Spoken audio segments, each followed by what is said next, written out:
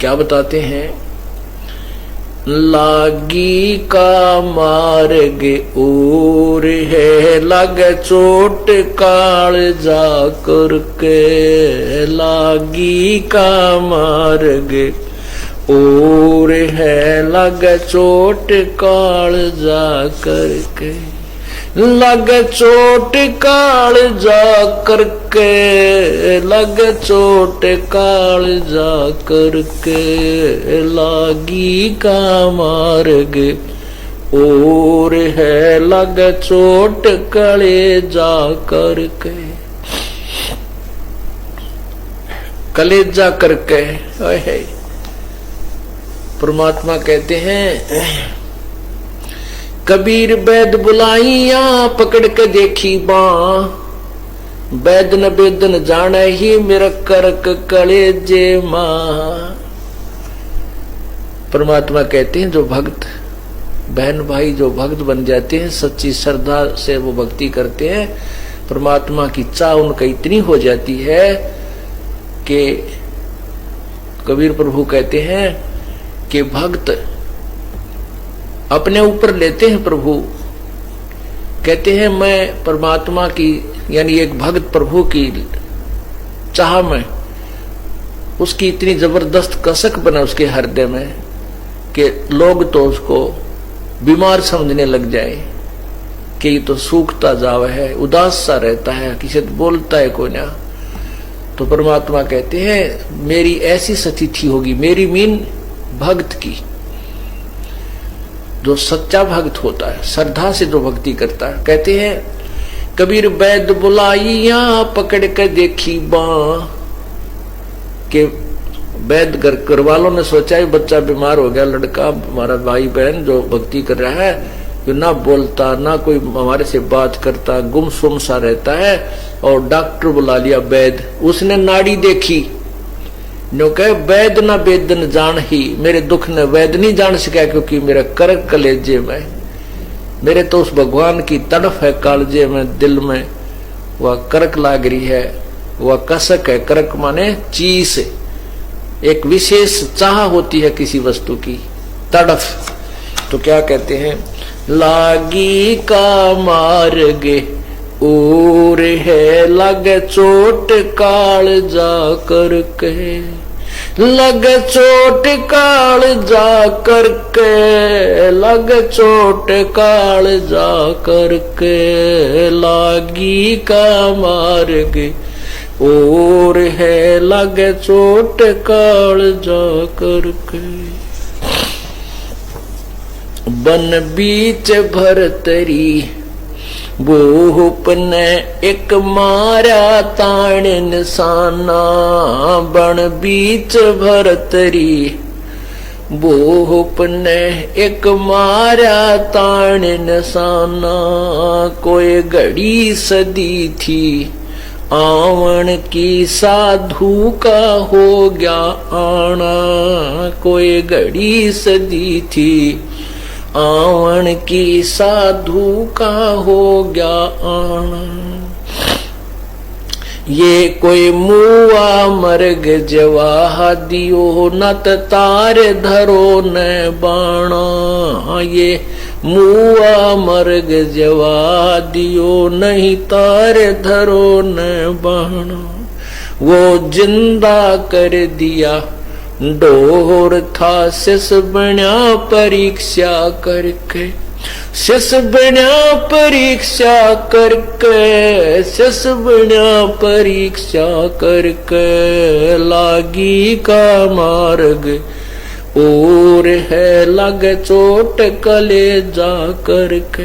लगे चोट कलेजा करके, लगे चोट कालजा करके। लागी का मार्ग और है, लगे चोट कलेजा करके। गोपी चंद योगी हो गए, जिन ले लिया भगमा बाणा। गोपी चंद योगी हो गए, जिन ले लिया भगमा बाणा। गुरु महल जनान बेजते डोडी पे अलख जगाना, गुरु महल जनान बेज थे डोडी पर अलख जगाना।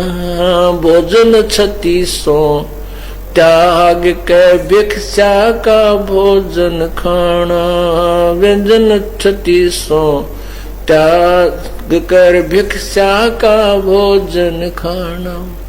तन पड़ गया कमजोर था, ना खाया उदर वर्क, ना खाया उदर वर्क, ना खाया उदर वर्क। लागी का मार्ग और है लगे चोट काल जा करके, लग चोट काल जा करके, लग चोट काल जा करके। लागी का मार्ग और है लग चोट कले जा करके। बाजीद कहे उठाओ ऊंट को, लोग कहें ये मुआ। बाजीद कहे उठाओ ऊंट को, लोग कहें ये मुआ। रही उठन वाली चीज नहीं, गया ओढ़ सलानी सुआ। रही उठन वाली चीज नहीं, गया ओढ़ सलानी सुआ। कुछ नक्सक बिगड़ा है नहीं, बाजीदा अचरज हुआ। कुछ नक्सक बिगड़ा है नहीं, बाजीदा अचरज हुआ। जिन करया अचंबा गोर है, तजा राज काल से डर के, तजा राज काल से डर के, तजा राज काल से डर के। लागी का मार्ग चोट कले जा करके, लग चोट जा करके, लग चोट काल जा करके। लागी का मार्ग और सुल्तानी मगन बैराग में, जिन तज दिया बलख बुखारा। सुल्तानी मगन बैराग जिन तज दिया बलख बुखारा। कदे पालकियां में चालते आज ठालिया गुदड़ बारा। कदे पालकियों में चालते आज ठालिया गुदड़ बारा। सब संगी छोड़ी रोवती रोवे था कुणबा सारा। सब संगी छोड़ी रोवती रोवे था कुणबा सारा। वो शोर मचारण वास में ना देखा पीछा फिर के, ना देखा पीछा फिर के, ना देखा पीछा फिर के। लागी का मार्ग और है लग चोट कान। कुएं में शेख फरीद ने किसी मीठी बोली भाषा। कुएं में शेख फरीद ने किसी मीठी बोली भाषा। तुम चुन चुन कागा खा लियो मेरे हाडों पर का मासा। तुम चुन चुन कागा खा लियो मेरे हाडों पर का मासा। मेरे दो नैना मत छेड़ना मोहे राम मिलन की आशा। मेरे दो नैना मत खाइयो मोहे राम मिलन की आशा। जिन करी तपस्या गोर थी वे हुए आश्रय अर्क। वे हुए आश्रय हर्क, वो हुए आश्रय अर्क। लागी का मार्ग और है लग चोट करे जा कर। लग चोट काल जा करके, लग चोट काल जा करके, लागी का मार्ग। पीपा दरिया में कूद गया जिन कैसी करी डठाई, पीपा दरिया में कूद गया जिन कैसी करी डठाई। वह नर पाड़ा जीत गए जिन सिर धड़की बाजी लाई, वो नर पाड़ा जीत गए जिन सिर धड़की बाजी लाई। कह मंगलानंद चेतियो तुम सोच समझ मेरा भाई, कह मंगलानंद चेतियो कुछ सोच समझ मेरा भाई। बिन चेते यू झूठा शोर है, कुछ जाइयो सुकर्म करके, कुछ जाइयो सुकर्म करके, कुछ जाइयो रे सुकर्म करके, लागी का मार्ग और है लग चोट कले जा करके, लग चोट काल जा करके, लग चोट काल जा करके, लागी का मार्ग और है लग चोट काल जा करके। अब क्या बताते हैं कि परमात्मा की भक्ति में इतनी श्रद्धा आपकी हो जावे कि आपके मीठी मीठी कसक बनी रहे प्रभु के प्रति, भक्ति के प्रति। तो किन किन को ये कसक लगी, किन के कलेजे में करक लगी, उनके विषय में एक साधु ने बताया है। मंगलानंद जी के बता रहे हैं। देखो पुण्यात्मा, जो भी प्रभु की प्राप्ति का प्रयत्न करता है उसको अवश्य ये ज्ञान होता है कि परमात्मा की भक्ति करनी चाहिए और विशेष कसक के साथ करनी चाहिए। जैसे यजुर्वेद में 40वें अध्याय के 15वें श्लोक में लिखा है कि ओम नाम का जाप काम करते करते कीजिए, विशेष कसक के साथ कीजिए और अपना मुख्य कर्तव्य समझ कर कीजिए। लेकिन अब अन्य संत भी जो साधना कर रहे हैं वो पूरी कसक के साथ कर रहे हैं। अब जैसे हमने यहाँ बरवाला से जाना है दिल्ली की तरफ, हम दिल्ली जाना है, हमारा काम दिल्ली में है, तो हम विशेष कसक के साथ चले हैं। यदि हमारे को किसी ने सिरसा की तरफ भेज दिया है कि इधर दिल्ली है, तो हम उसको दिल्ली की तरफ चल रहे हैं और कसक हमारे अंदर दिल्ली जाने की है, लेकिन हम दिल्ली नहीं पहुंच सकते। अब जैसे ये संत थे मंगलानंद दादी, ये भी पुण्यात्मा थी, परमात्मा चाह रहे थे, इन्होंने भी वही बातें बताई कि भगवान की तरफ लगे तो कसक के साथ लगे। यदि हमारे को दिशा ठीक नहीं मिली है अपने मंजिल की ओर जाने की और हम उस विपरीत दिशा में भी जा रहे हैं और कसक के साथ जा रहे हैं, तो भी व्यर्थ है। अब तो हमने दिशा मिल गई है, लेकिन अब इन उदाहरणों का सहयोग लेना है। जो इन अनजान संतों ने विपरीत दिशा में भी वही स्पीड खींची, जैसे हमारी गाड़ी की स्पीड है 100 स्पीड से चलती है 100 किलोमीटर प्रति घंटा, और हम जाना दिल्ली था उस स्पीड से जा रहे हैं सिरसा की तरफ, तो हम डबवाड़ी पहुंच जाएंगे, पंजाब में प्रवेश कर जाएंगे, दिल्ली नहीं जा सकते। इसी प्रकार कसक भी हो और मार्ग भी ठीक हो, हमारी स्पीड भी सही हो और दिशा भी हमें वो ठीक मिली हो, तब हम सफल होंगे, मंजिल पर पहुंच सकेंगे। तो क्या बताते हैं, शेख फरीद ने कुएं में किसी मीठी बोली भाषा, अब शेख फरीद जी भी प्रयत्न कर रहे थे परमात्मा के पाने की, उनको ज्ञान तो ये दे रखा था कि भगवान निराकार है, और गुरुजी ने ये भी तपस्या बता रखी थी कि साधना कर, तप करने से प्रभु का दर्शन हो जाता, दीदार होता है। अब अपने गुरुदेव के बताए अनुसार के भगवान के दर्शनार्थ कठोर तप करना चाहिए। पहले तप किया खड़ा होकर, बैठकर, किसी तरह, फिर सोचा कि क्यों ना कुएं में उल्टा लटक जाऊं।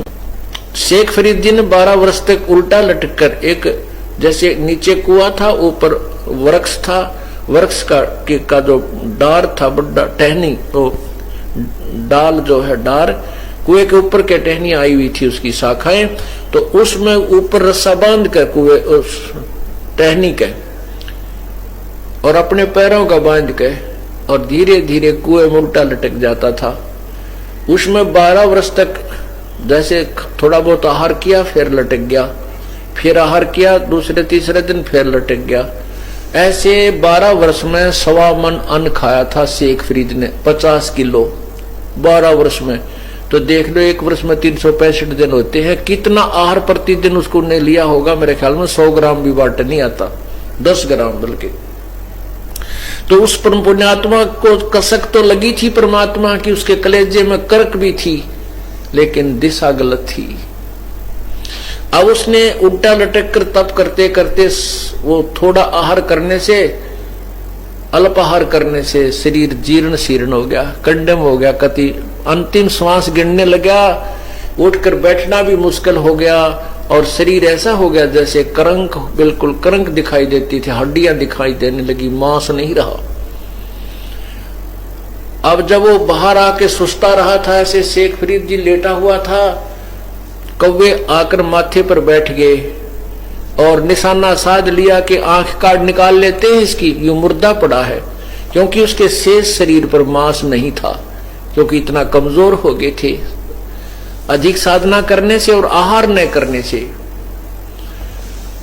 तब शेख फरीद ने आवाज की थी, भाई कौव्यो, मेरे शरीर का कहीं तुम्हें मांस नजर आता, वहां से खा लीजिए मेरे मांस को, मेरी ये आंखें मत छेड़ो।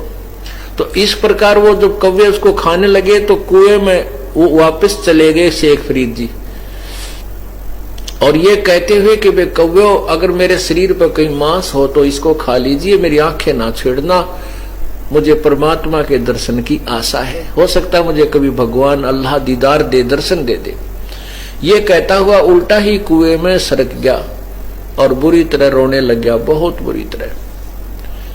इतने में परमात्मा आए, पूर्ण ब्रह्म कबीर जी कुएं पर खड़े हुए, प्रकट हुए और उनको ऐसे निकाला बाहर, रस्सा पकड़कर जैसे बाल्टी निकालते हैं। तब शेख फरीद ने कहा कि भाई मुझे तंग ना करे, कौन हो आप, मुझे छोड़ दीजिए, मैं अपना काम कर रहा हूं, तुम अपना काम करो। क्योंकि कई बार कोई ये पाल ही जाते थे ग्वाले, वो उसकी रस्सी को पकड़कर ऐसे हिला देते थे, शरारत करते थे, तो वो बेचारा शेख फरीद कभी इस कुएं का लगता था, कुएं की साइड में कभी इस साइड में, अपना ऐसे कर लेता था। बच्चे 1-2 बार लाकर चले जाते थे। तो उसने सोचा आज भी कोई शरारती आ गया, तुझे बाहर ही निकाल रहा है। तो उसने कहा भाई मुझे बाहर ना निकाल, मुझे छेड़ मत, मुझे अपनी क्रिया करने दे। प्रभु ने कहा आप क्या कर रहे हो? शेख फरीद ने कहा मैं परमात्मा के प्राप्ति के लिए प्रयत्न कर रहा हूं, भक्ति कर रहा हूं। प्रभु ने कहा कि मैं वो अल्लाह हूं जिसकी तू खोज कर रहा है। अब शेख फरीद कहने लगा कि मजाक मत करे मेरे साथ, अल्लाह ऐसा नहीं होता। परमात्मा ने कहा अल्लाह कैसा होता है कि वो तो बेचून है, बेचून मीन अनविजिबल, फॉर्मलेस, वो दिखाई नहीं देता, निराकार है। तो कबीर परमेश्वर ने कहा कि बोली आत्मा पहले ये तो विचार कर तुम बोल क्या रहा है। एक तरफ तो कह रहा है कि भगवान के दीदार के लिए, अल्लाह के दीदार के लिए, दर्शन के लिए, उसको देखने के लिए, साक्षात्कार करने के लिए मैं साधना कर रहा हूं, और दूसरी तरफ उसको निराकार भी बता रहा है। निराकार का तू देखेगा क्या? अब एकदम वो कहते ना गामकार ज्ञान का तो चमका ऐसा लग गया करे, एकदम उसकी चौंध टूट गई कि तेरा गजब हो। यो कह रहा हूं भगवान को देखूंगा, और उधर से छुरी बता रही है हमारी वो निराकार है। फिर निराकार का देखना क्या है? देखना साकार का होता है, साक्षात्कार साकार का होता है, निराकार का नहीं होता। तो अब उसने शेख फरीद को इतना तो हो गया कि ये भगवान नहीं है तो अल्लाह के बारे में जानकार अवश्य है। इसने तो एक के बात में, एक के पॉइंट में सारा तक काम सुलटा कर दिया, चरण पकड़ दिए उल्टा लटके लटके के हे संत जी मुझे अल्लाह प्राप्ति की विधि बता दे। तब प्रभु ने कहा मैं इसी काम से आया हूं, आओ मैं तुझे परमात्मा प्राप्ति की विधि बताता हूं। पहले कुछ आहार कर, ताकि तेरा शरीर काम करने जोगा हो जा। इस शरीर को किसे क्या दुश्मनी थी, तूने ऐसा बुरा हाल कर लिया इसका। इसको भोजन कर, आहार कर, ज्यादा ना खाओ, इतना कम भी ना खाओ कि सारी आंत इकट्ठी हो जा, कड़ टेढ़ी हो जा। तो और ज्यादा भी मत खाओ। प्रथम अंदर संयम राखे, योग युगत सब सतगुरु वाखे। तब कबीर परमेश्वर ने उस शेख फरीद को वो विधि बताई परमात्मा अपने ही पाने की। देखो, परमात्मा के दर्शन से नहीं, उसके नाम की कमाई करने से सतलोक में वास होगा। दर्शन तो कबीर साहब के लाखों लोगों ने 64 लाख से हुए थे तब किए थे, लेकिन मोक्ष उनके द्वारा बताई गई विधि से ही होगा जो दास आपको बता रहा है, सत साहिब। और ये यथार्थ विधि को आपने कसक के साथ करना है। देखो, हमने जो काम करते हैं उसमें कसक होगी तो हम उधर मंजिल की तरफ अग्रसर रहेंगे। तो अब आपको मंजिल भी की ओर जाने का मार्ग भी सही मिल गया। इसके लिए कहते हैं, समझा है तो सर दर पाओ और बहुर नहीं रे ऐसा दाओ। सत साहिब।